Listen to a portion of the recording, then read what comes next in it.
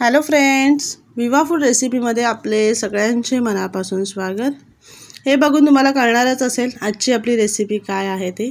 आज आपण बनवणार आहोत चिकन पोपटी। घरच्या घरी शहरात राहून चिकन पोपटी कशी तयार करायची आहे चला आपण बघूयात पुढे रेसिपीमध्ये। इथे सर्व तयारी आपण केलेली आहे। पोपटीसाठी जे लागणार आहे ते आपण इथे काढून घेतलेलं आहे। इथे बघू शकता, इथे मी मामोड्याचा पाळा घेतलेला आहे, स्वच्छ धुवून सुकून घेतलेला आहे। अशा पद्धतीने मामोड्याचा पाळा असतो, त्याला काही ठिकाणी भामरूट सुद्धा म्हणतात, ते आपण घेतलेलं आहे। इथे चिकन घेतलेलं आहे, चिकन सुद्धा स्वच्छ धुवून घेतलेलं आहे। इथे वाळाच्या शेंगा घेतलेल्या आहेत, त्या सुद्धा स्वच्छ धुवून सुकून घेतलेल्या आहेत। इथे तुरीच्या शेंगा, सर्व शेंगा मी धुवून सुकून घेतलेल्या आहेत। आता दोन्ही शेंगा आपण एकत्र एका ताटामध्ये मिक्स करून घेऊयात आणि त्याच्यावरती आपल्याला मीठ टाकून घ्यायचे। मीठ टाकून त्याला व्यवस्थित लावून घ्यायचे, सर्व शेंगांना आपल्याला लावायचे आहेत।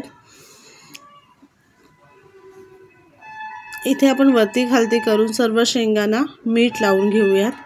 त्याचबरोबर आपण जे चिकन आणलेलं आहे त्या चिकनला आपण मसाले लावून घेऊयात। चिकनला आपण हळद, मीठ, मसाला सर्व एकत्र लावायचे। 2 चमचा मसाला घेतलेला आहे मी त्याच्यामध्ये, कारण चिकन पोपटी आपण जेव्हा बनवतो त्या शेंगांना सुद्धा ते मसाला लागला जातो, त्यासाठी आपण मसाला थोडा जास्तच टाकूयात आणि इथे व्यवस्थित मिक्स करायचं आहे आपल्याला। आता आपल्याला एक कुकर घ्यायचं आहे, कुकरमध्ये ते मामोड्याचा पाळा आहे तो खालती ठेवायचा आहे। आपण त्याच्यामध्ये पाणी टाकणार नाही आहे, त्याच्यामुळे कसं खालती ठेवून घ्यायचं आहे, त्यांनी शेंगा वाफेवरती शिजल्या जातात आणि आपल्याला ते लागत सुद्धा नाही, खाली करपत नाही आहे। पाळाला लावल्यानंतर त्याच्यावरती आपण शेंगा टाकून घेऊयात। शेंगांना मीठ लावलेलं आहे, जर तुम्ही जसं मीठ नसेल लावत तर आधी शेंगा ठेवायचा आणि त्याच्यावरती जो खडा मीठ असतो, जाडा जो मीठ असतो तो टाकून घ्यायचा।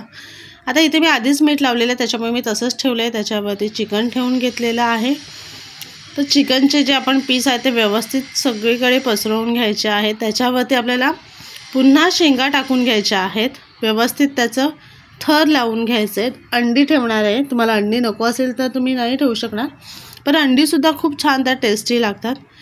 आणि त्याच्यावरती पुन्हा आपल्याला पाला ठेवून घ्यायचा आहे, व्यवस्थित लावून घ्यायचे